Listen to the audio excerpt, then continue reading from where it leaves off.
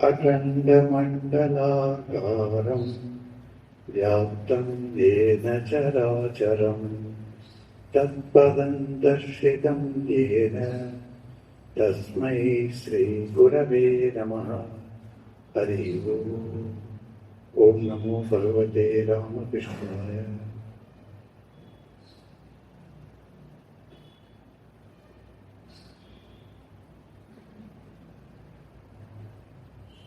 இந்த சேலம் மடத்தில் நடந்து கொண்டிருக்கும்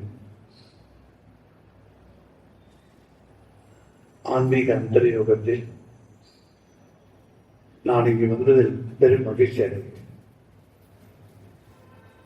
இது ஒரு புதிய இடம் இல்லை எனக்கு. இதற்கு முன்பும் சில தடவை வந்திருக்கிறேன்.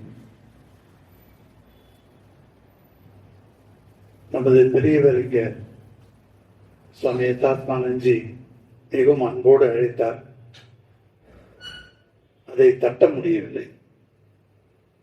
சரி வரலாம்னு வந்து உங்களை தான் பார்த்தது ரொம்ப மகிழ்ச்சி.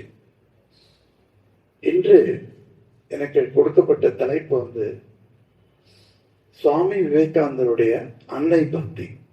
அதை பற்றி ஒரு சில வார்த்தைகள் பேசலாம். சுவாமி விவேகானந்தரை சரிதத்தை நாம் எல்லோருமே படித்திருக்கிறோம். சில பேர் ரொம்ப மிகவும் ஆழமாக படித்திருப்பார்கள், சில பேர் மேலெழுந்த வாரியாக படித்திருப்பார்கள். எப்படி படித்தாலும் ஒரு விஷயம் நமக்கு மிக நன்றாக புலப்படுகிறது. விவேகானந்தர் பக்தி நெறியில் வாழ்ந்தவரா இல்லை ஞான நெறியில் வாழ்ந்தவரா என்ற கேள்வி நமக்குள் எழும். அப்பொழுது அந்த விவேகானந்தின் சரிதத்தை படிக்கும் போது நமக்கு மனதில் தோன்றுவது என்னவென்றால், அவர் ஞான நெறியில் வாழ்ந்தவர் அப்படி தெரியும். அதுக்குத்தான் விவேகானந்தரோட சிஷ்யர் சுவாமி ஆத்மானந்தர் என்ற ஒருவர், அவர் சொல்லுவார், விவேகானந்தர் வெளியில் பார்ப்பதற்கு ஞான நெறியில் வாழ்வர் போல தோன்றினாலும் உள்ளே அவருள் மிகுந்த பக்தி இருக்கிறது. பக்தி நிறைந்தவர் விவேகானந்தர் என்று சொல்வார்கள். அப்படிப்பட்ட பக்தி, அது என்ன விதமான பக்தி? ராமகிருஷ்ணன் அவர்தான் குரு. அவருக்கு குருவிடம் கொண்ட பக்தி மகத்தானது. அப்படிப்பட்டவர் ஒரு இடத்தில் சொல்கிறார், எனக்கு குருவை பற்றி அவ்வளவு அக்கறை இல்லை, அன்னையை பற்றி தான் அக்கறை என்று அன்னையிடம் உள்ள தனது பக்தியை வெளிப்படுத்துகிறார். அது ரொம்ப ஆச்சரியமான ஒரு விஷயம் அது. ஏனென்றால் அவர் சின்ன பையனா இருக்கும் போது தட்சிணேஸ்வரத்தில் ராமகிருஷ்ண ஒருவர், அதே மாதிரி ஒரு சில பையனும் வந்தாங்க. சின்ன சின்ன 16 வயசு 17 வயசு 18 வயசு பையங்க. இவனெல்லாம் ராமகிருஷ்ணர்கிட்ட வந்து உட்காந்து கேட்டுட்டு இருப்பாங்க, என்ன சொல்றார் ராமகிருஷ்ணர் அப்படின்னு. அதை கேட்டுட்டு இருக்கும்போது நரேனும் அங்க வரதுண்டு. நரேன் அப்படிங்கிறது நரேந்திரநாத் என்பது சுருக்கமான பெயர், கூப்பிடுற பெயர் நரேன். ஸோ நரேந்திரநாத் ஒரு இளைஞன், காலேஜ் படிச்சுட்டு இருந்தான். அந்த சமயத்தில் வரதுண்டு. அப்பொழுது அவர் அன்னை பார்த்திருக்கிறார். ஆனால் அன்னையை எப்படி பார்த்தார் அவர்? அன்னையை குரு பத்னி என்ற ஒரு தட்டிலில் வைத்து பார்த்தார். குரு பத்னியை எப்படி பார்க்க வேண்டும் என்று நமது சாஸ்திரங்கள் கூறுகின்றன. அந்த பண்டைய காலத்தில், உபனிஷத காலத்தில் நாம் பார்த்தோம் என்றால், ஒரு சிஷ்யன் யாரை குருவாக ஏற்றுக்கொள்கிறானோ அந்த குருவிடம் அவன் செல்ல வேண்டும். முதலில் அவன் கைகளில் விறகெடுத்து செல்ல வேண்டும். விறகெடுத்து கொண்டு போய் அவர் குருவின் பாதகம் நின்று வைக்க வேண்டும். வைத்து சொல்லுவான், மாதிரி நான் உங்களிடம் படிக்க வந்திருக்கிறேன், நீங்க தான் எனக்கு கற்றுத்தரணும் அப்படின்னு அவர்கிட்ட வேண்டிக்கும் போது அந்த மாதிரி சிஷ்யர்கள் குருவிடம் வருவார்கள். அப்பொழுது குரு என்ன செய்வார்? குரு அந்த பையனை கூப்பிட்டு, சரி நான் உன்னை ஏற்றுக்கொள்கிறேன் எனது சிஷ்யனாக. இப்பொழுது நீ அந்த வீட்டிற்கு சென்று என்னுடைய பத்தினி இருக்கா இல்லையா, அவள்கிட்ட போய் நீ பார்த்துட்டு வா அப்படின்னு அனுப்புவார். அப்ப அந்த குரு பத்திரிக்காக அந்த சிஷ்யன் வீட்டில் இருந்து நெய், அப்புறம் தயிர் எல்லாம் கொண்டு வந்திருப்பான். அந்த பேக் எடுத்துட்டு போய் குரு பத்தினி கிட்ட கையில கொடுப்பான். கொடுத்துட்டு சொல்லுவான், நான் தான் இப்ப புதுசா வந்திருக்கிற சீடன் அப்படின்னு தன்னை அறிமுகப்படுத்திக் கொள்வான். இந்த குரு பத்தினி அவனை உபசரித்து உட்காந்து வச்சு அவனுக்கு சாப்பாடு போட்டு அவனை இங்க இருக்க போற, அதனால உனக்கு கஷ்டம் உனக்கு வராது, ஏதாவது உனக்கு தேவைன்னா எங்கிட்ட சொல்லி அப்படின்னு. அப்ப அந்த சிஷ்யன் தன்னுடைய அம்மா அப்பாவை ஊரில் விட்டு விட்டு குரு கிட்ட வந்து வசிக்கும் போது குரு பத்னி என்னவாகிறாள் அவனுக்கு என்றால் அவனுக்கு மற்றொரு அம்மாவாக மாறுகிறாள். இப்ப குரு பத்னி, குருக்கு நிறைய சீடர்கள், ஒரு 20-25 பசங்க இருப்பாங்க அவர்கிட்ட படிக்கிறவங்க.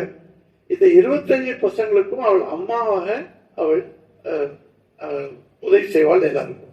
அப்படி இந்த அம்மாவா இருக்கும்போது அவளுடைய அன்பு தனது மகன் என்ற முறையில் சிஷ்யனிடம் அவள் அன்பு செலுத்துகிறாள். இவங்களும் எப்படி அன்பு செலுத்துவாங்க?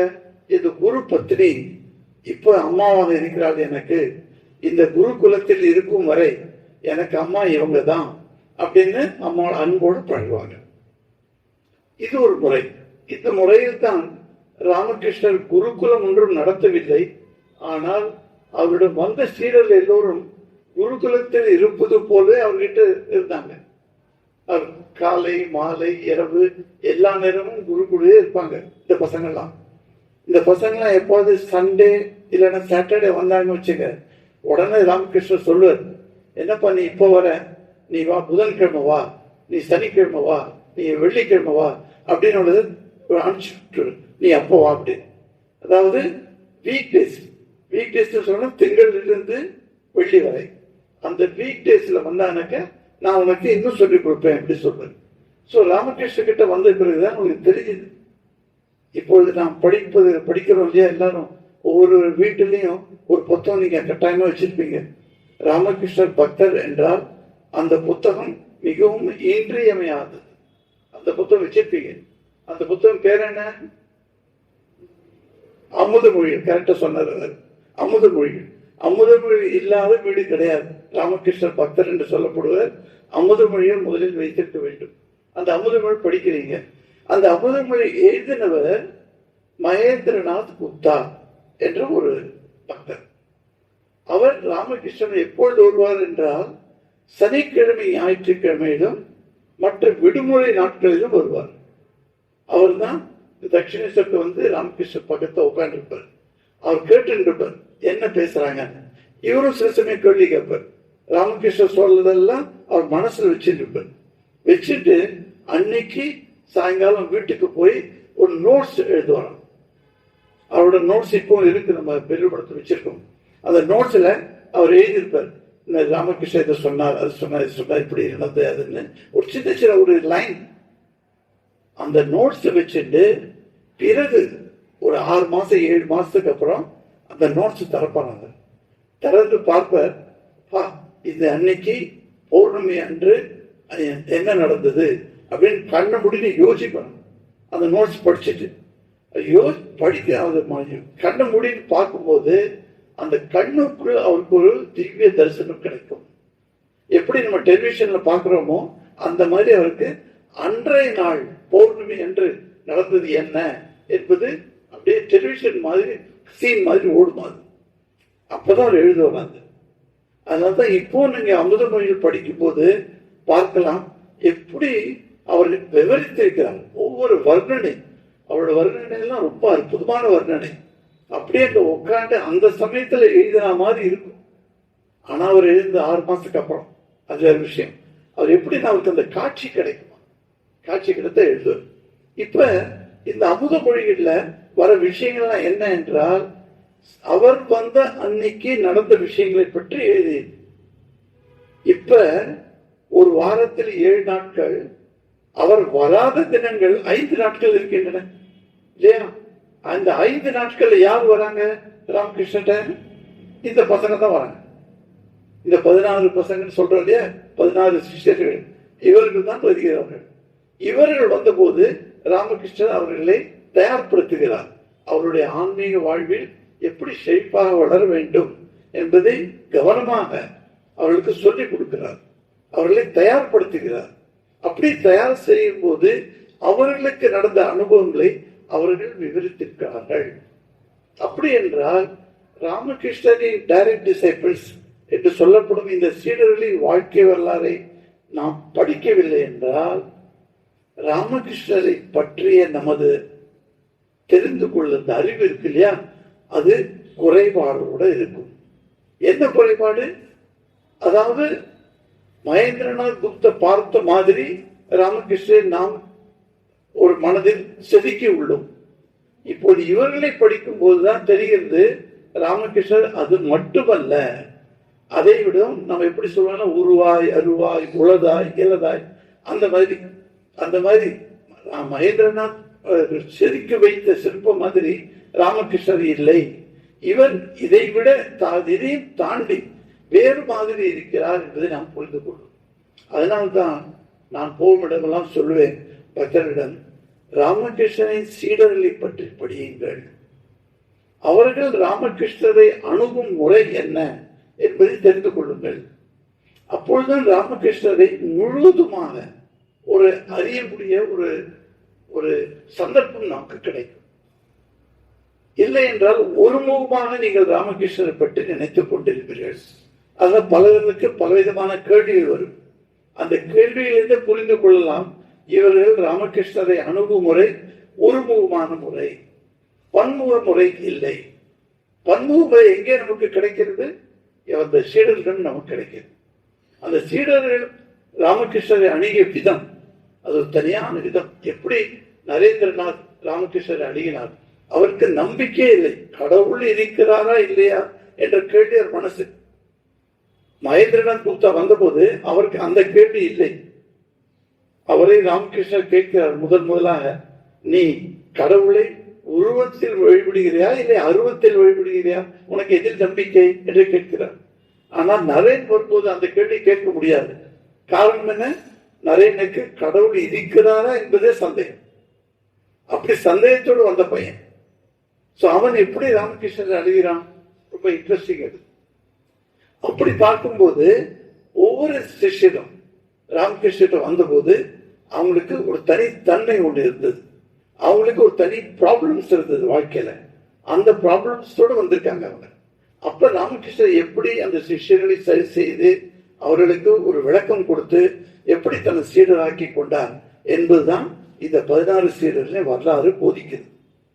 அதை படித்தால் நமக்கு புரியும் ராமகிருஷ்ணரின் பன்முகத்தன்மை. பன்முகத்தன்மை தெரிந்து கொள்வது நமக்கு அவசியம்.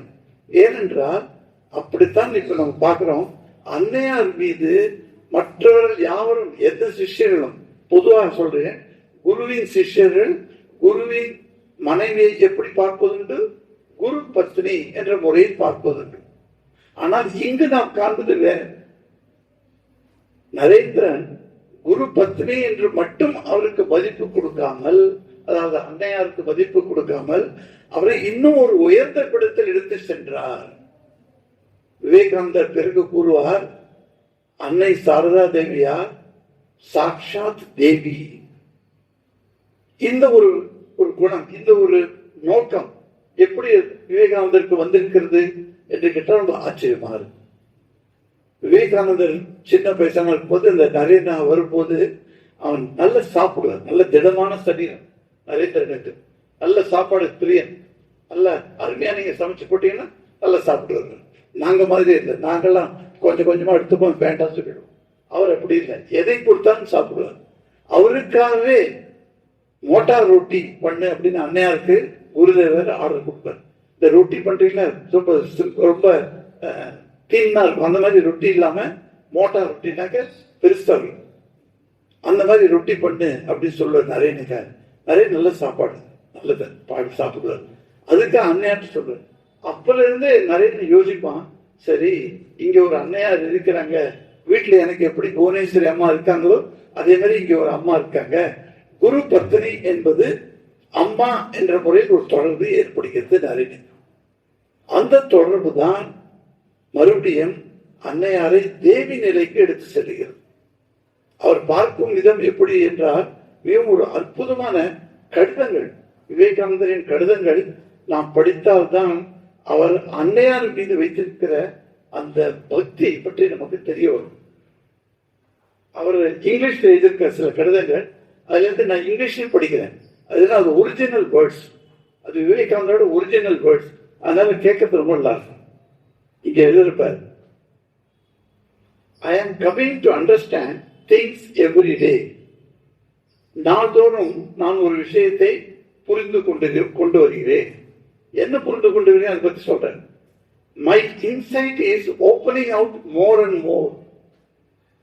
என்னுடைய உள்ளார்ந்த அறிவு இருக்கு இல்லையா, இன்சைட், அது இப்ப ஓபன் ஆயிருக்கு, அது திறந்து கொண்டிருக்கிறது. Let Ramakrishna disappear. That does not frighten me. ராமகிருஷ்ணர் கம்ப்ளீட்டா டிசப்பியர் ஆகட்டும், அதாவது அவர் இல்லாமல் இருக்கட்டும், அதில் எனக்கு பயம் ஒன்றும் இல்லை. எப்படி சொல்றாங்க, ராமகிருஷ்ணரின் மிகவும் அன்பு செய்த ஒரு சிஷ்யர். ராமகிருஷ்ணன் நிறைய பார்த்த உடனே அவ்வளவு குதூகலமாகி அவர் பெருமிதமா பேசுவார். அதெல்லாம் உங்களுக்கு தெரியும், எப்படி கதையெல்லாம் இருக்கு. நம்ம இந்த பிராமண சமாஜ பக்தர்கள்லாம் உட்கார்ந்து இருக்காங்க. அவரோட லீடர் கேசவ் சந்திர சென், கேசவ் சந்திர சென்னை பற்றி பேசுகிறார் ராமகிருஷ்ணன். அந்த பக்தர்கள்லாம் ரொம்ப அற்புதமா கேட்டு இருக்காங்க. அவங்களுக்கெல்லாம் மனசுல ரொம்ப மகிழ்ச்சி, எங்களோட லீடர் பத்தி ராமகிருஷ்ணன் பெருமையா பேசுகிறாரு என்று. அப்ப ராமகிருஷ்ணன் சுத்தி பாக்குறாராம், அந்த ஓரத்துல கோணத்துல ஒரு பையன் வந்து உட்கார்றான், அதுதான் நரேன்.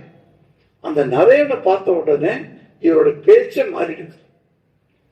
அவர் எப்படி பொழுது பேசினாரோ கேசவ சென்னை பத்தி, அது ஒண்ணுமே இல்லை. நரேனை பார்த்த உடனே அவர் நரேனை பத்தி அப்படி பெருமையா பேச ஆரம்பிச்சிட்டு. அப்படிப்பட்ட சிஷ்யன் சொல்ற, என்ன சொல்ற, if Ramakrishna disappear does not frighten me, I am not afraid. எனக்கு பயம் இல்லை. இப்ப எதுல பயம்? But it will be a calamity if people forget mother. அன்னையை மறந்து விட்டால் அது ஒரு பெரிய துர்பாகியத்தனமான ஒரு ஒரு நிகழ்வு, கலாமிட்டி. இப்ப இந்த சுனாமி வருது இல்லையா, அதை இங்கிலீஷ்ல என்ன சொல்லும், கலாமிட்டின்னு சொல்லும். ஒரு துர்பாகிய பூர்ண ஒரு நிகழ்ச்சி. அப்படி எது அன்னையை மறந்து விட்டால், don't be angry with me, நான் இதை சொல்றதுக்காக என்ன கோச்சிக்காதீங்க அப்படின்னு சிஷ்யருக்கு எழுதுறாரு அவருடைய அன்பு சகோதரருக்கு. None of you has understood mother. நீங்கள் எவருமே அன்னையை பற்றி புரிந்து கொள்ளவில்லை. எப்படிப்பட்ட ஒரு ஸ்ட்ராங்கான வேர்ட்ஸ் பாருங்க. அந்த காலத்துல எல்லா சிஷ்யர்களும் ஒரே தானே வந்தாங்க. இவர் சிவானந்த மகாராஜ்க்கு எழுதுறது மாதிரி, her grace upon me, her grace upon me, அன்னையாரோட கருணை, அன்னையாரோட கிரேஸ் என்றால் அருள், அருள், அன்னையாரோட அருள் என் மீது எப்படி இருக்கு என்றால் is 100,000 times greater than that of the master. இதை படிச்சோன்னா எனக்கு உணர்ச்சி பெற்று, எப்படி சுவாமிஜி சொல்றாரு, அன்னையார் மேல உள்ள பக்தி இருக்கு. இவர் 100,000 times அப்படின்னா எவ்வளவு, 10 லட்சமா இல்ல 1 கோடியா, அவ்வளவு 100,000 times. அது வந்து இம்பார்ட்டன்ட், அது மிகவும் மிகவும் என் வாழ்க்கைக்கு தேவையானது என்று நான் கருதுகிறேன் என்று சொல்கிறார். அது குருதேவரோட அருளை விட அன்னையாரோட அருள் அவ்வளவு பெரியது என்று வியந்து சொல்கிறார். About mother, I am a little fanatic. அன்னையை பற்றி நான் கொஞ்சம் ஃபனாட்டிக். ஃபனாட்டிக்னா என்ன சொல்லுவாங்க, ஃபனாட்டிக் சித்திரமான, அதாவது ஒரு கொள்கையிலே தங்கி இருப்பவர் ஃபனாட்டிக். I can do anything if she gives the order. எனக்கு எதை ஆர்டர் கொடுத்தாலும் நான் உடனே செய்வேன். I shall give a sigh of relief when you purchase a piece of land and install this living Durga there. அவர் சிவானந்திக்கு எழுதும் போது சொல்ற, ஒரு சின்ன பீஸ் ஆஃப் லேண்ட் ஒன்று அன்னையாரோட பேர்ல வாங்குப்பா. அது யாருக்கா வாங்கணும், லிவிங் துர்காவுக்கா நீ வாங்கு. அப்ப எப்படி குரு பத்னி என்று அழைக்கப்பட்டவள், குரு பத்னி, அவள் இந்த சிஷ்யர்களுக்கு மாதாவாக மாறி இப்பொழுது எப்படி மாறி இருக்கிறாள் பாருங்க, லிவிங் துர்காவாக மாறி இருக்கிறார். ஏதோ ஒரு அற்புதமான ஒரு விவேகானந்தரோட பாவம் பாரு, அவருடைய மனசுல எப்படி ஒரு பாவனை இருக்கு. அந்நேரை பற்றி வெறும் அன்னை குரு பத்னி என்று சொல்வது இல்லையா, அதான் சொல்றேன். அதெல்லாம் கடந்து போய் விவேகானந்தர் அன்னையாரை எப்படி பார்த்தார் என்றால் லிவிங் துர்கா. நாம் துர்கை பத்தி படிச்சிருக்கோம், கேட்டிருக்கோம், கோயில் பார்த்திருக்கோம், விசேஷங்களுக்கு போயிருக்கோம். ஆனால் வாழும் துர்காவை பார்த்திருக்கிறோமா என்றால் இல்லை. அது நமது கற்பனையில் தான் இருக்கிறது.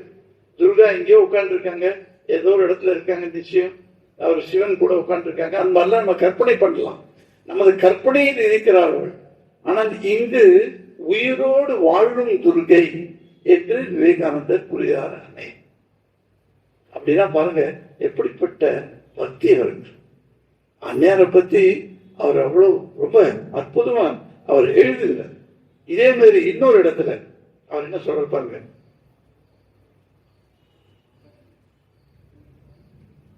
பிரதர் அவர் சொல்றார் சிவானந்திக்கு, தம்பி, there will be no salvation of the world without the help of Shakti, the divine power.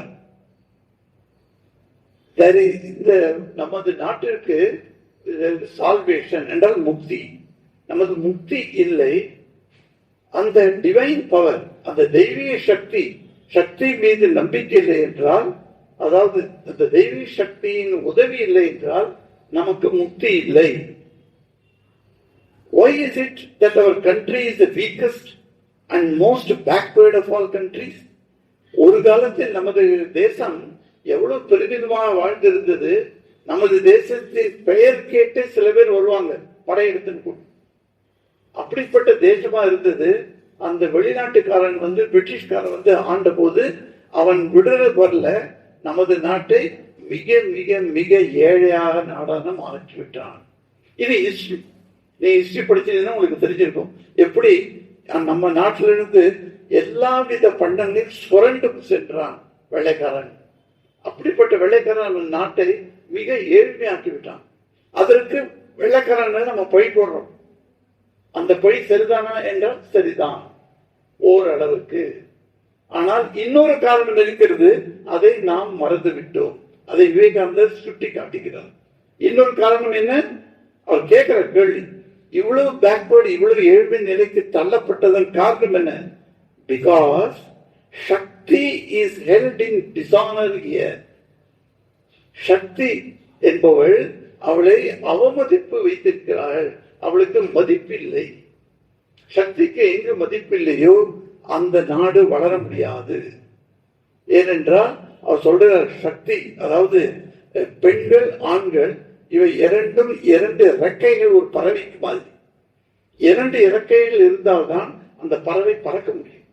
ஒரு இறக்கையை உடச்சிட்டே வச்சுங்க, அப்ப அந்த பறவை பறக்க முடியாது.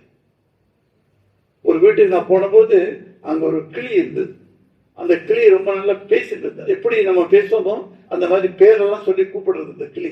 நான் சொன்னேன், கிளி கூண்டில் வச்சிருக்கப்பா, அதை எடுத்து வெளியில உடனே கொஞ்சம் பார்க்கலாம் அப்படின்னு. சரி வழியா அந்த கிளி அது உயரம் ஒரு 3 அடி இருக்கும். இங்க உட்காந்து வச்சானாங்க, இங்க தலை வரும், தலையிலேருந்து இப்படி போகும். ஸோ அது என் கிட்ட வந்தது. கிட்ட வந்து இங்க உட்காந்துது, அப்புறம் கையில உட்காந்துது. நானும் இது கூட கேள்வி கேட்டேன், பேசுறது. எப்படி பேசுறதும் அருமையா. உன் பேர் என்ன அப்படின்னு கேட்டா பேசுறேன். என் பேர் மிலின் அப்படின்னு சொல்லுவோம். என் பெயர் மிலின் அப்படின்னு சொல்லுவோம். அது இங்கிலீஷ்ல சொல்லுவோம். கோர்ஸ் நான் தமிழ்ல சொல்றேன் உங்களுக்கு. அந்த கிளி பார்த்துட்டேன். அந்த கிளி வெளியில விட்டுட்டு கூண்டுல இருப்பேன். அது இங்கே போறது, அங்க போறது, அந்த ஷேர்ல உட்கார்றது, அப்படி போயிட்டு இருக்கிற கிளி. நான் கேட்டேன், ஏப்பா இது பறந்து போகாதா அப்படின்னு. இல்ல சாமி, இது பறக்க முடியாது. ஏன்? எல்லா கிளி பறக்கும் தானே, பறக்கும் பறவை, ஏன் பறக்க முடியாது? ஒரு சிறையை நான் வெட்டிட்டேன். ஐயோ, அது பறந்து போடுமேங்கிற பயத்தினால என்ன பண்ண, சிறை வெட்டிட்டு. அதனால ஒரு சிறையை வச்சுட்டு பறக்க முடியுமா? அது பறக்க முடியாது. அதைத்தான் விவேகானந்தர் சொல்கிறார், சக்தி எங்கு அவமானப்படுத்தப்படுகிறாளோ அந்த நாட்டின் அவல நிலை இப்படித்தான் மாறும். வருத்தப்பட்டு சொல்றார், நம்ம சக்தியை பற்றி சரியாக புரிந்து கொள்ளவில்லை. பெண்களுக்கு வேண்டிய அந்த மரியாதை அதை கொடுக்க நமக்கு தெரியவில்லை. இன்று கூட 1947 நாம் வாங்கின சுதந்திரம் இன்று 2024 சக்திக்கு மரியாதை இருக்கிறதா என்றால் இல்லை என்றுதான் சொல்ல வேண்டும். இன்றும் சக்திக்கு மரியாதை கொடுக்க நாம் கற்றுக்கொள்ளவில்லை. எவ்வளவு ஒரு பெரிய ஒரு அற்புதமான ஒரு காரணம் விவேகானந்தர் சொல்கிறார். வெள்ளக்காரன் நம்ம சொல்றதுன்னு மட்டும் சொல்லல, நமக்குள்ள இருக்கிற தவறை சுட்டு காட்டுகிறார். நமக்கு நாம் எப்படி மாறினால் இந்த நாடு மீண்டும் அற்புதமான நாடாக மாற முடியும் என்று சாதிக்க முடியும் என்று காட்டுகிறார்கள். சக்தி உபாசனா, சக்திக்கு மரியாதை மிகவும் தேவை. அந்த சக்தியை தான் அன்னை சாரதா தேவி விளக்குகிறார் என்று விவேகானந்தர் கூறுகிறார். எப்படிப்பட்ட பக்தி பார்! விவேகானந்தரின் பக்தி அன்னை சாரதா மீது அவ்வளவு. அவர் அன்னை எதுவும் சொல்லலை என்றாக்க அவர் செய்யவே மாட்டார். ராமகிருஷ்ணன் போய் எவ்வளவு வருஷம் ஆச்சு. அவர் ஒரு நாளைக்கு அன்னை நீலாம்பர் முகர்ஜி என்ற பக்தர் வீட்டில் வந்து தங்கி இருந்தார்.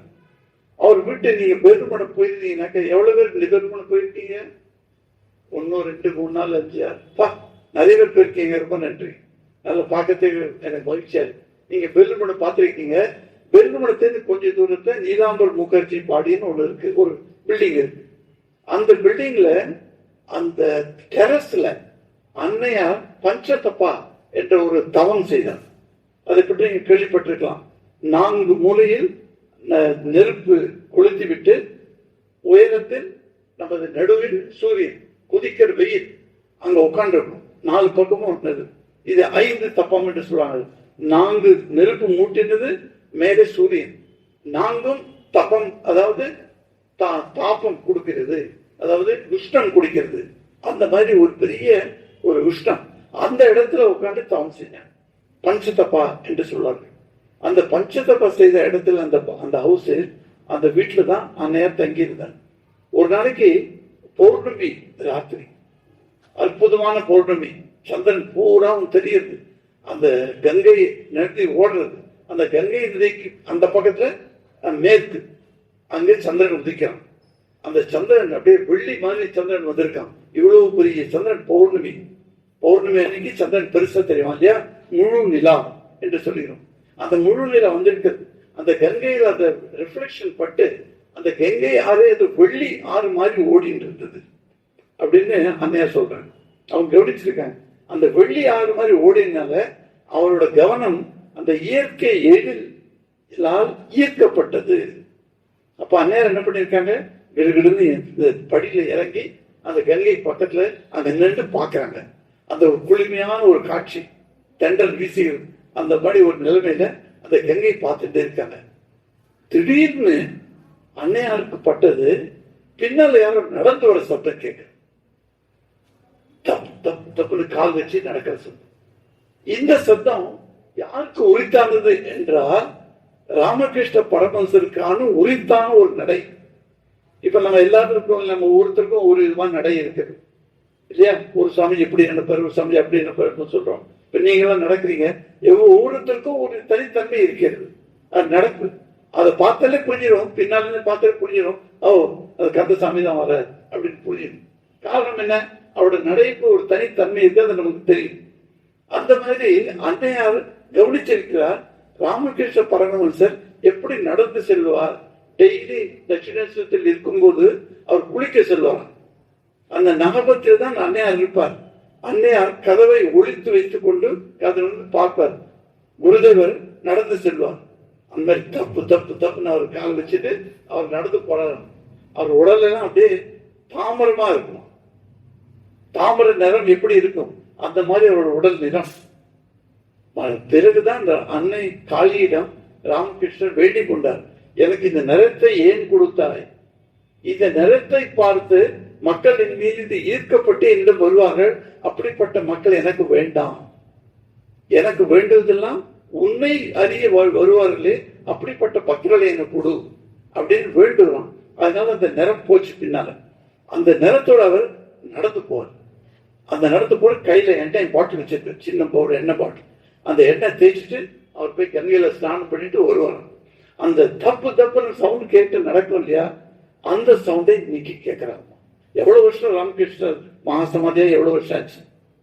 அன்னை கேட்கிறாள், அந்த சத்தம் கேட்டோன்னு இன்னது ராமகிருஷ்ணர் வந்துட்டாரா அப்படின்னு திரும்பி பார்க்கிறான். திரும்பி பார்க்கறதுக்குள்ள அன்னையாரை தாண்டி ராமகிருஷ்ணர் நடந்து செல்கிறார். அந்த படியில் நடந்து போய் கங்கையில் சேர்கிறார். கங்கையில் அவர் மர்ஜாயிட்டார், அதாவது சங்கமித்து விட்டார். அவருடைய உடல் இப்போது இல்லை. இதை பார்த்துட்டு அன்னையாருக்கு ஒரே வியப்பு. என்னடா அது, நான் ராமகிருஷ்ணன் இவ்வளவு வருஷத்துக்கு அப்புறம் பார்க்கிறேன், அவர் நடந்துட்டு இருக்கார். நடந்து வந்து கங்கை நதியில போய் அந்த தண்ணீர்ல அவர் மூழ்கிட்டார். தண்ணியோட தண்ணியா சேர்ந்துட்டார். என்ன இது ஒரு ஆச்சரியமான காட்சி இன்னைக்கு அப்படின்னு யோசிச்சுட்டு இருக்கும் போது இன்னொரு அற்புதமான காட்சி அங்க நடந்தது. அந்த தண்ணீர்ல இருந்து எழுந்தாராம் நரேந்திரநாத் விவேகானந்தர். அந்த தண்ணியிலிருந்து எழுறாரு. எழுந்து அந்த தண்ணியை எடுத்து அப்படியே வாரி வாரி இறைக்கிறாராம் எல்லா இடத்துலயும். அங்க என்ன பாக்குற அம்மா, எல்லாம் ஒரே கூட்டமா மக்கள் இருக்காங்க. அந்த கங்கை ஆறு நதியிலேயே, அந்த கங்கை நதியிலேயே மக்கள் கூட்டம். அந்த கூட்டத்துல எல்லாரும் நிற்கிறாங்க. அந்த எல்லாருக்கும் மேல அந்த கங்கை ஆறுல இருந்து தண்ணி எடுத்து அவர் விவேகானந்தர் எல்லாரும் மேலேயும் தலையில வீசு. புனிதமான நீர், அதை நாம் தலையில் எடுத்துக்கொள்ள வேண்டும். நம்ம எல்லாம் கோயிலுக்கு வந்தானாக்க இந்த சரணாமிர்தம்னு ஒண்ணு சொல்லும் இல்லையா. குருதேவருக்கு பூஜை செய்யும் போது அவருடைய கால்களை கழுவும் ஒரு நீர், அதுதான் சரணாமிர்தம். அந்த நீரை நாம் அவருடைய கால்களை கழுவுவதற்காக அந்த போடுகிறோம். அந்த நீரை தான் நீங்க வச்சிருக்கோம் நாங்க. இப்ப நீங்க போய் சரணாமிர்தம் எடுத்தீங்கன்னாக்க 3 வாட்டி எடுத்துக்கணும்னு சொல்லுவாங்க. நிறைய பேர் 1 வாட்டி எடுத்துப்பாங்க. 3 ஸ்பூன்ஸ் எடுத்துக்கணும். ஸ்பூன் வச்சிருப்பாங்க, 3 வாட்டி எடுத்துக்கணும். ஆனா சில இடத்துல 1 வாட்டி கூட எடுத்துட்டு விட்டுருவாங்க. ஏன்னா அது பெரிய அந்த ஸ்பூன் இருந்ததுனாக்கா பெருசாயிடும். ஸோ கையில தாங்க முடியாது, அதனால 1 வாட்டி எடுத்துப்பாங்க. எடுத்துட்டு அதை எடுக்கும் போது கைகள் இப்படி வைத்துக் கொண்டு எடுக்கணும்னு சொல்லுவாங்க. நான் ஒரு கோயிலுக்கு போயிருந்தேன். அந்த கோயில்ல அர்ச்சகர் எனக்கு காமித்தார், இந்த மாதிரி கைகள் எடுத்து வாங்கினையா அப்படின்னு. சரி அப்படின்னு அப்பல இருந்து நான் அப்படிதான் வாங்குறேன். ஸோ அது என்னாச்சு, எனக்கு எடுத்துட்டு நாம அந்த சிப் பண்ணிட்டு மீதி உள்ள நீரை என்ன செய்ய வேண்டும் என்றால் தலையில் போட்டுக் கொள்வேன். அதுதான் முறை. சரணாமிர்தத்தை நாம் தலையில் தாங்க வேண்டும். ஏனென்றால் இந்த பாதகம், இந்த உதகம் பாத உதகம் அப்படி சொல்லுவாங்க. உதகம் என்றால் தண்ணீர். இந்த நீர் பாதங்களை கழுவிய நீர். யாருடைய பாதங்களை? குருதேவருடைய பாதங்களை. இல்லை என்றால் கோயில் சென்றால் அந்த கோயிலில் உள்ள பகவான் இருக்காரு, எந்த ரூபத்தில் இருந்தாலும் சரி, அந்த பகவானோட பாதங்களை கழுவிய நீர் இது. இது பாதோதகம் என்று சொல்லுவாங்க. அந்த பாதோதகத்தை தலையை தாங்க வேண்டும். அந்த தலையில விவேகானந்தர் எல்லாருக்கும் சிஞ்சனம் பண்ண, சிஞ்சனம்னாக்க தெளிக்கிறது, தெளிச்சுட்டு இருந்தான் எல்லாத்தையும். அதை பார்த்துட்டு அன்னைக்கு ஒரு சில நாட்கள் அன்னையாரால கங்கையில போய் கங்கை தண்ணியில காலை வைக்க முடியல. அப்படி ஒரு விதமான ஒரு நிகழ்ச்சி அது. அவங்க மனச ஒரு ஆழமா பதிந்த ஒரு நிகழ்ச்சி. கங்கை ஆறும் ராமகிருஷ்ணனும் வெவ்வேறு அல்ல. கங்கை ஆறின் ஒரு புனிதமான ஒரு சொட்டு கூட ராமகிருஷ்ணரின் பாதோதகம் அப்படின்னு அவருக்கு அது நல்ல நம்பிக்கை வந்தது அந்த நிகழ்ச்சியில. அவர் சொல்ற ராமகிருஷ்ணர் அப்பதான் பார்க்கிற விவேகானந்தர் அந்த கடல் ஒரு நாளைக்கு ஒரு நிகழ்ச்சி நடக்கிறது, ஒரு விஷன், அன்னையோட விஷன். கடல் மேல விவேகானந்தர் நடந்து போயிட்டு இருக்காங்க. அப்பதான் ஒரு லெட்டர் வந்ததுதான் விவேகானந்தர் கிட்ட. அம்மாவுக்கு ஒரு லெட்டர் போட்டிருக்காரு. நான் இப்ப சென்னையில இருக்கேன், சென்னையில பக்தர்கள் எல்லோரும் என்னை சூழ்ந்து கொண்டு நான் அமெரிக்கா செல்ல வேண்டும், அங்கு நடக்க போகும் இந்த அது என்ன சொல்லுவாங்க, சமய பேரவை, சமய பேரவையில பங்கு கொள்ள வேண்டும் என்று எனக்கு சொல்லுகிறார்கள். அவர் எல்லாம் ரெடி பண்ணிட்டாங்க. நான் போனேன். இப்ப அதுக்கப்புறம் நான் ராஜஸ்தானுக்கு வந்தேன். ராஜஸ்தான்ல கேத்ரி மகாராஜ் என்னை அனுப்புறதுக்காக எல்லா வித ஏற்பாடுகளும் செய்து வருகிறார். ஆனால் உங்கள் உத்தரவில்லை என்றால் நான் போக மாட்டேன், உங்கள் உத்தரவுக்காக காத்திருக்கிறேன் அப்படின்னு அங்கிருந்து ராஜஸ்தான்ல இருந்து கடிதம் போடுகிறார் அன்னை. அன்னையான் கடிதம் படிச்ச உடனே அப்படியே மகிழ்ந்து போயிட்டார். ஏன்னா அவர்களுக்கு தான் இப்ப அந்த தரிசனம் கிடைச்சிருக்கு இல்லையா, விவேகானந்தர் கடலுக்கு மேல நடக்கிற மாதிரி அந்த தரிசனம் கிடைச்சிருக்கு. அதனால என்னுடைய ஆசி உனக்கு எப்பொழுதும் இருக்கும், நீ போய் வென்றுவா அப்படின்னு அன்னையார் அவருக்கு ஆசீர்வாதம் கொடுக்குறார். அன்னையாருக்கா எவ்வளவு சின்ன செஞ்சிருப்பாங்க. அன்னையாருக்கா ஒரு வேண்டும், ஒரு நிலம் வேண்டும், அப்படிதான் நிலம் கிடைச்சது. அப்புறம் அந்த நிலத்தில் தான் இப்பொழுது இருக்கும் உத்போதன் என்ற பில்டிங் இருக்கிறது. அது அன்னையார் இல்லம் என்றே சொல்வார்கள். அது உத்போதன் மாயேர்பாடி என்று வங்காளத்தில் சொல்வார்கள். மாயேர்பாடி என்றால் அன்னையார் இல்லம். இப்படி விவேகானந்தர் இல்லம் நம்ம சொல்லுகிறோமோ அந்த அன்னையார் இல்லம் என்று சொல்வார்கள். அன்னை இங்கு வாழ்ந்த இடம். அந்த இடத்தை வாங்க சொன்னது யார்? விவேகானந்தர். அப்படி அவருக்கு பக்தி அன்னையாருக்கு. அந்த விவேகானந்தர் ஒரு சில விஷயங்கள் பார்க்கணும். நம்ம அன்னையார்கள் எவ்வளவு பக்தி. அவர் மற்ற சிஷ்யர்களுக்கு அவர் சுட்டி காட்டுகிறார். அன்னை பற்றி நீங்கள் யாரும் இன்னும் சரியாக புரிந்து கொள்ளவில்லை. இது மற்ற சிஷ்யர்கள் பிறகு விவேகானந்தர் போன பிறகு பல வருடங்களுக்கு பிறகு சில சிஷ்யர்கள் வாழ்ந்திருக்கிறார்கள். அவர்கள் சொல்லியிருக்கிறார்கள், எப்படி நாம் அன்னையாரை பற்றி அந்த சமயத்தில் சரியாக புரிந்து கொள்ளவில்லை, இப்பொழுது நமக்கு புரியுது அன்னையார் எப்படிப்பட்டவர் என்று. விவேகானந்தர் கிட்ட சுரேந்திரநாத் சென் அப்படின்னு ஒருத்தர் வருதுண்டு. அவர் ரொம்ப பக்தர். விவேகானந்தருடைய பேச்சுக்கள், அதாவது அவருடைய சொற்பொழிவுகள், அதை கேட்டு ரொம்ப மெய் மருந்து கேட்பார்கள். அவர் விவேகானந்தர் கல்கட்டால எங்கேயாவது சொற்பொழிவு செய்யறாருனாக்க அந்த சுரேந்திரன் போய் உட்காந்துருப்பாங்க, உட்காந்து கேட்டுட்டு இருப்பான். அவன் ஒரு நாளைக்கு விவேகானந்தர் கிட்ட போய் சொல்றான், சுவாமிஜி நீங்கள் இப்படிப்பட்ட ஒரு மகாத்மா சுவாமிஜி, ஒரு மகான் சுவாமிஜி, உங்ககிட்ட இருந்து தீட்சை வாங்கணும் எனக்கு ரொம்ப ஆசை. நீங்க மந்திர தீட்சை கொடுங்களேன் எனக்கு. நீங்க ஆல்ரெடி கொடுத்துருக்கீங்க 4-5 பேருக்கு, சரி எனக்கும் கொடுங்க அப்படின்னு போய் மண்டிட்டு வேண்டிக்கிறான். அப்போ விவேகானந்தர் சொன்னா, சரி உட்கார் அப்படின்னு உட்காத்தி வச்சுட்டார். உட்காந்து இவர் கண்ணை மூடிட்டு, அவனும் கண்ணை மூடிட்டு இருக்கான். தீட்சை கொடுக்க போறாரு போல இருக்குன்னு நினைச்சிட்டு கொஞ்ச நேரத்துக்கு பிறகு விவேகானந்தர் கண்ணை தந்து சொல்ற, அப்பா நான் உன்னுடைய குரு அல்ல. அவனுக்கு அதிர்ச்சி ஆயிடுது.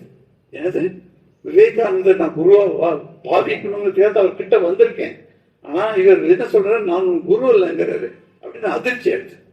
அப்ப அவர் சொல்ற, அப்படின்னா ஒரு கேள்வி வரும் இல்லையா மனசுல நார்மலா, என்னோட குரு யாரு?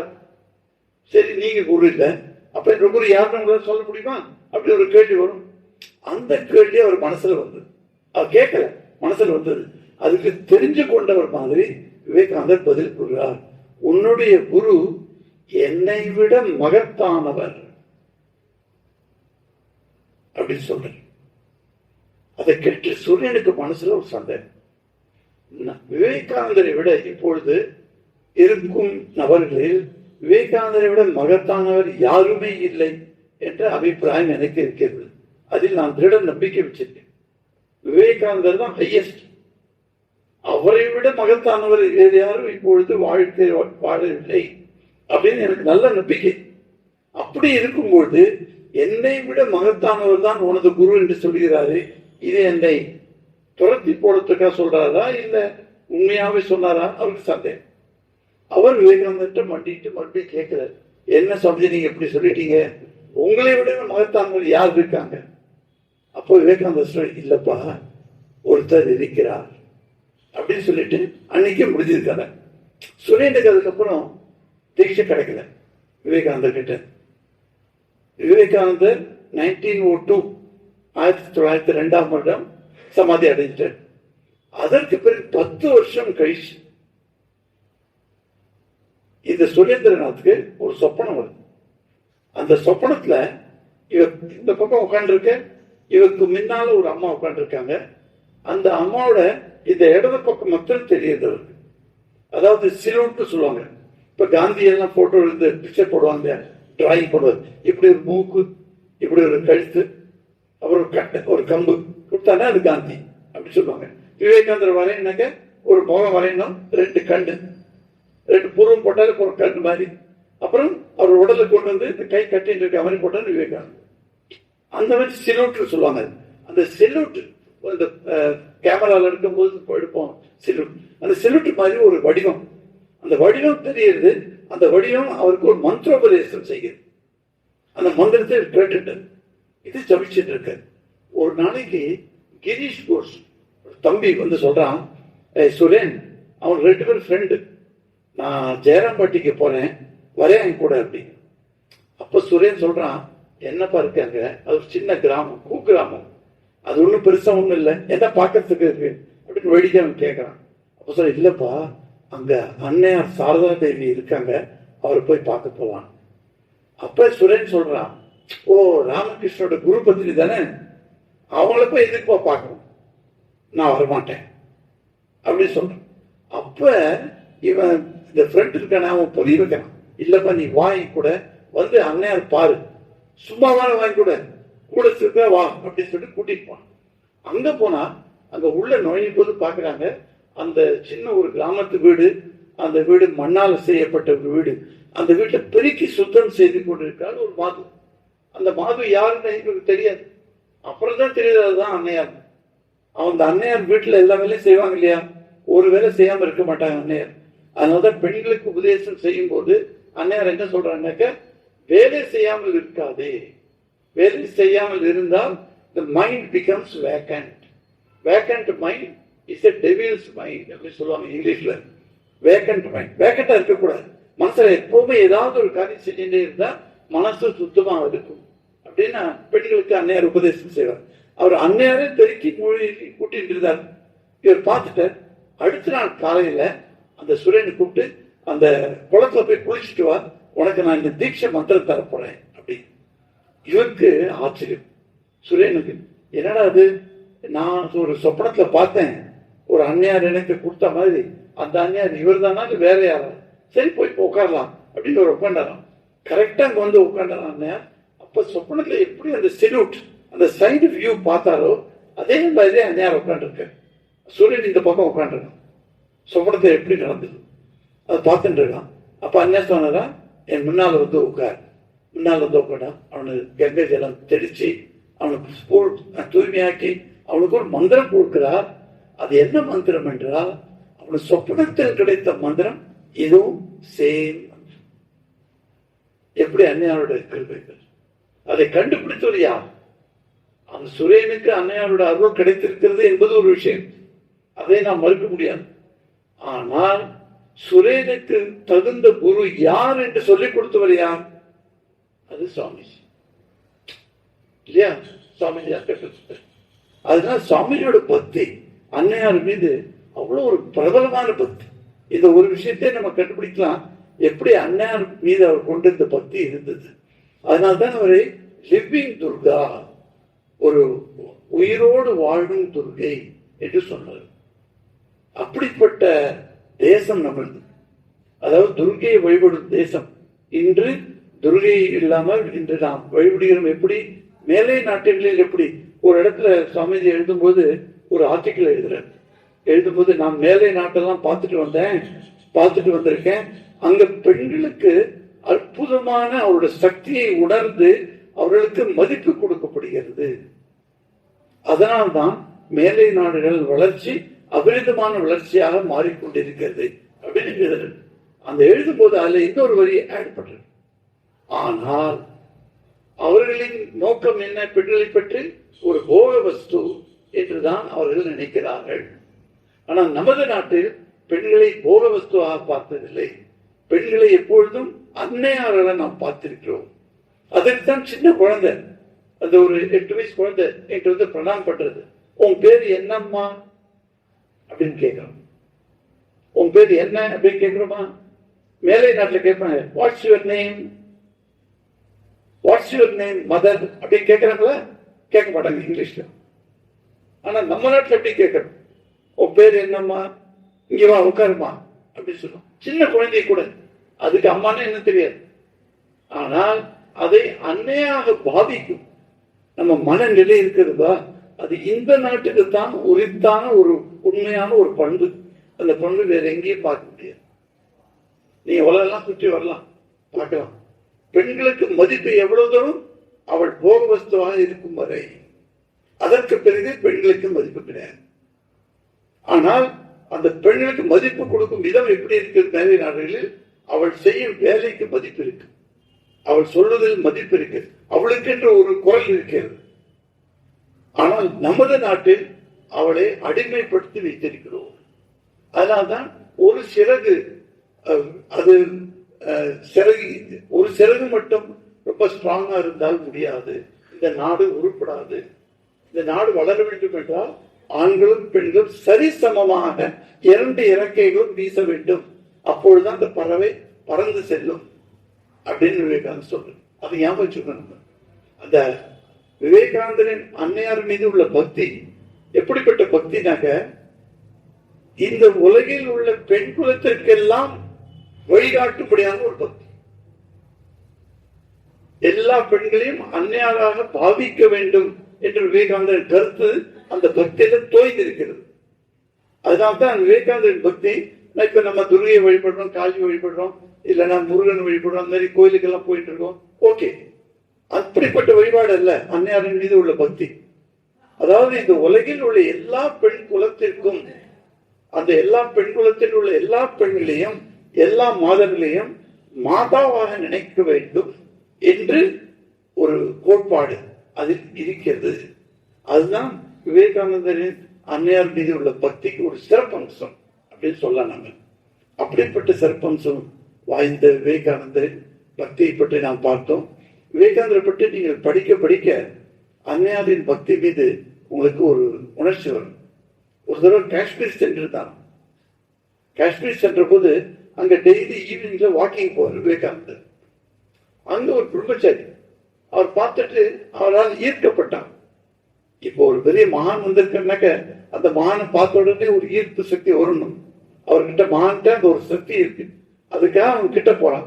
கிட்ட போய் பேசிட்டு இருக்கான். டெய்லி அவர் வாக்கிங் போகும்போது இந்த பையன் வந்துடுவான், இந்த பிரம்மச்சாரி அவர்கிட்ட பேசிட்டே போவான், வருவான்.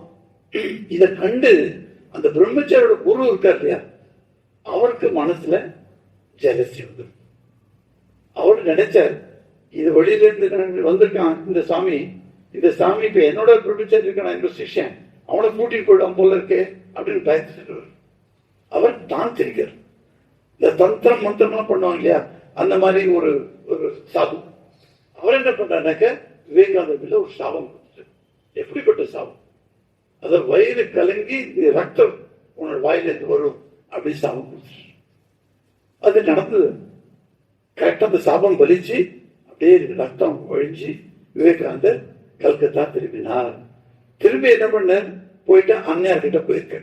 அன்னையார் எப்போதும் மூடிச்சு இருப்பாங்க முகத்தை. அவங்க விவேகானந்தர்னால காமிக்க மாட்டேன். இந்த லாட்டு இவங்கெல்லாம் வந்தாங்கன்னாக்க அன்னையார் பார்க்கலாம். ஒரு விஷயம், ஆச்சரியமான விஷயம் என்னென்றால், விவேகானந்தரின் வாழ்க்கையில் நாம் காண்கிறோம், விவேகானந்தர் அன்னையாரின் முகத்தை பார்த்ததில்லை. நரேனான் இருக்கும் போது கூட பார்த்ததில்லை. நரேன் வந்தவுடனே அந்த முகமுடின்னு சொல்லுவாங்க, அந்த மாதிரி அந்த துணியை இழுத்துட்டுருவாங்க முகத்து மேல, பார்க்க முடியாது. நாமெல்லாம் அன்னையோட முகத்தை பார்க்க வைப்போம், எவ்வளவு அழகா பார்க்கிறோம். ஆனால் விவேகானந்தர் அன்னையின் முகத்தை பார்த்ததில்லை. அவர் எப்போ சுவாமிஜி கிட்ட வந்த உடனே அவர் இந்த துணியை கீழே போட்டு பேசுவாங்க. அதே போல திரை எப்போதுமே இருக்கும், அந்த முகத்திரை எப்போதுமே இருக்கும். அப்படிப்பட்ட விவேகானந்தர் அன்னையார் கிட்ட போறார். அன்னையார் முகத்திரை போட்டுட்டு கேட்கிறாங்க, என்ன ஆச்சு உனக்கு அப்படின்னு. அப்போ சொல்றாரு, உங்க ராமகிருஷ்ணர் என் ராமகிருஷ்ணர், உங்க ராமகிருஷ்ணர் வேஸ்ட், யூஸ்லெஸ். என்ன ஆச்சுப்பா அப்படின்னு. அந்த தாந்திரிக சாது ஒரு சாபம் போட்டான் என் மேல, ரத்தம் கட்டணும்னு. நானும் ரத்தம் கட்டிட்டேன். அப்ப உங்க ராமகிருஷ்ணர் என்னை காப்பாற்றவில்லையே அப்படின்னு ஒரு கேள்வி. அதே அற்புதமான பதில் சொல்ற விவேகானந்தர். பாருப்பா, மந்திர சக்தி என்று ஒன்று இருக்கிறது. அந்த மந்திர சக்தி எல்லாருக்கும் கட்டுப்பட்டுதான் ஆக வேண்டும். யாரும் மந்திர சக்தியை மீற முடியாது. மந்திரங்கள் சக்தி வாய்ந்தவை. அந்த மந்திரங்களை உபயோகிப்பது நீ நல்லதா உபயோகிக்கலாம், கெட்டதா உபயோகிக்கலாம் இல்லையா. நம்ம லைட் இருக்கு இல்லையா, லைட்ல நம்ம வேதம் படிக்கலாம், இல்ல திருக்குறள் படிக்கலாம். அதே லைட்ல நம்ம கெட்ட காரியங்கள் செய்யலாம். அதனால இந்த லைட் மேல தோஷம் வராது, மந்திர சக்தி மேல தோஷம் கிடையாது. ஆனால் பக்தர சக்தி எப்படி உபயோகிக்கிறார்களோ அதற்கு தகுந்த பலன் அவருக்கு கிடைக்கும். ஆனால் உன் மீது சாபம் கொடுத்தார் இல்லையா, அந்த சாது அவருக்கு கஷ்டம் வரும் பின்னால், அது வேற விஷயம். ஆனால் மந்திர சக்தியிலிருந்து யாரும் தப்ப முடியாது. ஏனென்றால் உனது குருதேவரே ஹலதாரி ஒரு மந்திர சக்தியால அவருக்கு சாபம் கொடுத்தான். அந்த சாபம் நடந்ததா இல்லையா? உனக்கே சொல்லியிருக்கிற குருதேவர் எப்படி ஹலதாரி சாபம் கொடுத்தான். அந்த சாபத்தினால இவர் ரத்தம் கக்கி அப்படியே படுத்து படிக்காயிட்டு ராமகிருஷ்ணர் பலிக்காம இருந்திருக்கலாம் இல்லையா? ஆனால் அவர் ஏற்றுக்கொண்டார். மந்திர சக்தியின் மகிமையை ராமகிருஷ்ணர் ஏற்றுக்கொண்டார். அப்பதான் இந்த சக்திக்கு பெருமை. இப்ப சக்தி நீ ஏற்றுக்கொள்ளவில்லை என்றால் சக்திக்கு பெருமை இல்லை. அதனால்தான் உனக்கு நடந்திருக்கு. ஆனால் நீ கவலைப்படாத, உன்னை காப்பாத்தினதும் அவர் தான் அப்படின்னு சொல்லிட்டு புன்முறுவலோடு அண்ணையார் சொல்றார், ஏ நரேன், உனக்கு தெரியாது, இப்ப நீ சன்னியாசி ஆனதுனால குடுமி இல்லை. குடுமி இருந்தால் அந்த குடுமியை பிடிச்சு கொண்டிருக்கிற ராமகிருஷ்ணன். உன் குடுமி வேறையா கைக்கு போற அப்படின்னு வேடிக்கை ஆமா சொல்றாங்க. சோ நான் பாக்குறோம் எப்படி விவேகானந்தரின் பக்தி அன்னையாரிடம் இருக்கிறது. அந்த விவேகானந்தரின் பக்தி அன்னையாரிடம் உள்ள பக்தி ஒரு சாதாரண பக்தி இல்லை. அந்த பக்தி ஒரு சிறப்பு அம்சம் இருக்கிறது. அதாவது மாதர் குலத்தையே வழிபடும் ஒரு முறை அங்கு சொல்லப்பட்டிருக்கிறது. இதை தான் நாம் உணர வேண்டும். அன்னையாருக்கு மிகவும் எனது பக்தி பூர்ண பிரணாமங்கள். அவருடைய அருள் இல்லை என்றால் இன்று உங்களிடம் வந்து பேசியிருக்க முடியாது. அதற்கு ஒரு வாய்ப்பு தந்த யதாத்மானந்தம் மகாராஜுக்கு மிக்க மிக்க நன்றி.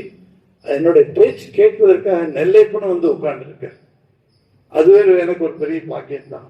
ஏன்னா நடுவு எனக்கு ஏதாவது சந்தேகம் வந்தா அவருக்கு மெசேஜ் அனுப்பி கேட்பேன். இந்த வாட்டி சென்னையில என்னை பேச சொன்னாங்க. அதாவது கருணை கரங்கள், அதுதான் தலைப்பு. இப்ப கருணை கரங்கள், பகவானோட கருணை கரங்களை பத்தி பேசணும். எனக்கு அவ்வளவா தமிழ் படிக்காதனால என்னாச்சு, அவர்கிட்ட நான் எழுதினேன், ஐயா நீங்க கொஞ்சம் பாயிண்ட்ஸ் கொடுங்க எனக்கு அப்படின்னு. அவர் உடனே பாயிண்ட்ஸ் எல்லாம் எழுதி அவரோட கையெழுத்தை எழுதி எனக்கு அனுப்பிச்சிட்டு அந்த பாயிண்ட்ஸ் வச்சு தான் நான் பேசினேங்க சென்னையில. அது யூடியூப்ல இருக்கு, பாருங்க, போட்டு பாருங்க.